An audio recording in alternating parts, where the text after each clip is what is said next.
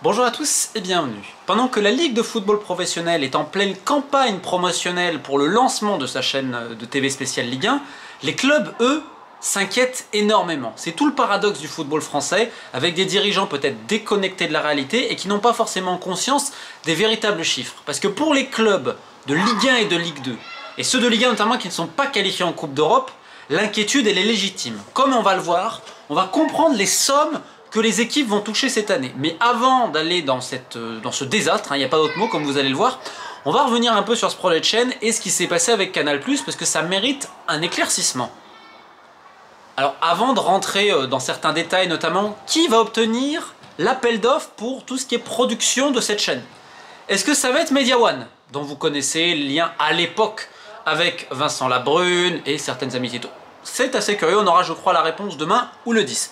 Dans tous les cas, on a eu ces négociations avec Canal qui se sont terminées de manière abrupte entre Maxime Sada et Nicolas de Taverneau notamment, qui avait été nommé pour justement ramener le partenaire historique du football français. Alors le véritable problème, c'est qu'on a affaire à des égos débordants et non mais moi on m'a mal parlé et tout. Pour faire très simple, la Ligue croit, alors je ne sais pas comment, parce que la Ligue est dans une position de faiblesse, on va le rappeler, les clubs vont très mal financièrement, ils n'ont pas grand chose, mais en fait ils voulaient 200 à 250 millions pour que Canal diffuse exclusivement la chaîne de la LFP, vous comprenez? Sauf que Canal, en fait, eux, ils ont proposé 100. Parce qu'en plus, il n'y a pas l'intégralité des matchs. Je rappelle que Bein a un match notamment, qu'il y aura le match en différé et tout. Donc en fait, ça n'allait pas du tout. Canal peut vivre sans la Ligue 1. Il le prouve depuis très longtemps, la Formule 1, la Ligue des Champions, le rugby, ce que vous voulez. Et économiquement, Canal, on va le rappeler, vu les investissements qui ont été réalisés, du groupe même en général, ça va pas si fort que ça. Donc ils ne peuvent pas non plus casser la tirelire. Et là où on a le problème, c'est qu'on a un Canal qui attendait presque un peu des excuses, etc. et une Ligue, on va dire, très docile et tout. La Ligue n'est pas venue comme ça. Alors est-ce que Canal fait pas aussi un excès de zèle à ce niveau-là? Parce qu'il faudrait peut-être, dans un monde normal, apaiser toutes les tensions. Non. Il y a toujours cette rancœur, oui, ils nous ont eu, etc. Donc, c'est assez compliqué. Et la Ligue est arrivée, regarde Nicole Terrano, on a plein de demandes, etc. La Ligue est arrivée super confiante, comme si elle était en position de force, qui par contre, pour le coup, est complètement déconnectée de la réalité. Donc, il y a eu cette passe d'armes médiatique, on verra ce que ça a donné, mais globalement la Ligue espérait 200-250 millions, et Canal en offrait 100 maximum.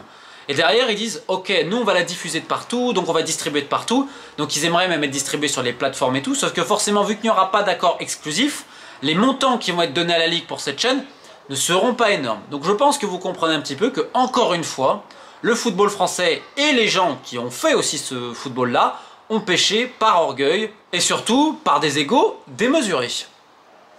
Et ce qu'il faut savoir, c'est qu'on a des clubs professionnels qui ont appelé Canal. Non mais s'il vous plaît, parce que en fait déjà il y avait 100 millions garantis. Et vous allez voir que 100 millions, en fait, ah oui, à l'époque on parlait du milliard, 1 milliard 2, 1 milliard 4, parce que je rappelle qu'en fait tous les clubs sont autant en déficit, parce qu'à l'époque ils ont calqué leur budget sur des droits TV qui en fait ne sont jamais arrivés. Et on reste évidemment sur ces problèmes-là.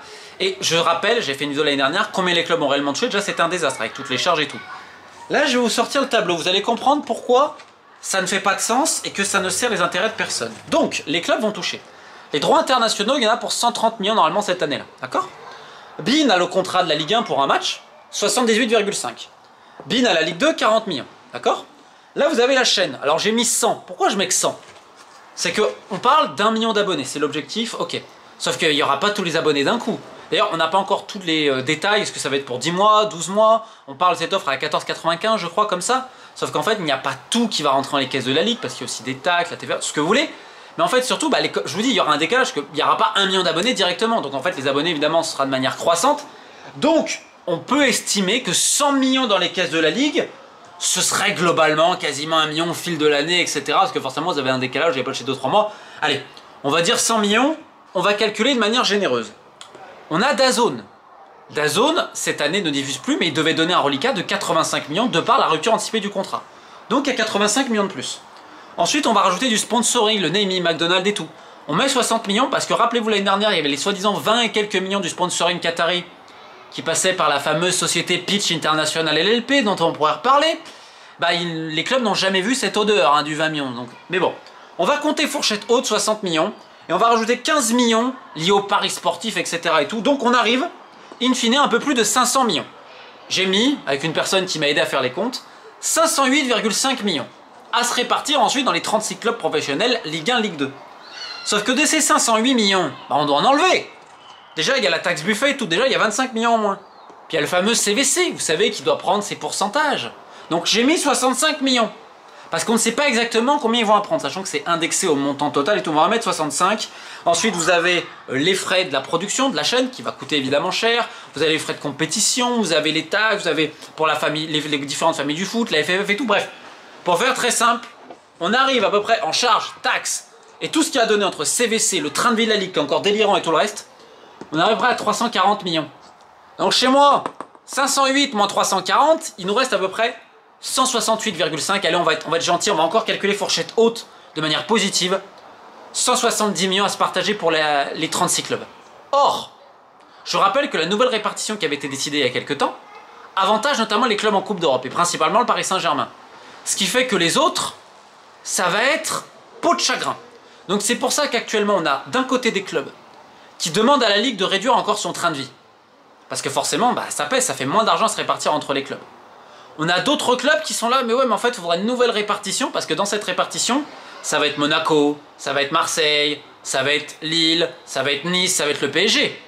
Mais les autres, ceux qui sont le plus dans le besoin, ils vont avoir quoi? Et quid de la Ligue 2? Et là, c'est l'ironie. Si les clubs de Ligue 2 ont 1 million, 1,5 million, ça va être bien. C'est-à-dire que le salaire du président de la Ligue annuel équivaut potentiellement au droit TV d'une année d'un club de Ligue 2. Que Nicolas de Taverneau, qui a été ramené à 600 000 l'année, et je crois qu'il y a des bonus, etc., ironiquement, il a un petit peu moins que ce que va toucher un club de Ligue 2 en droit TV sur une année.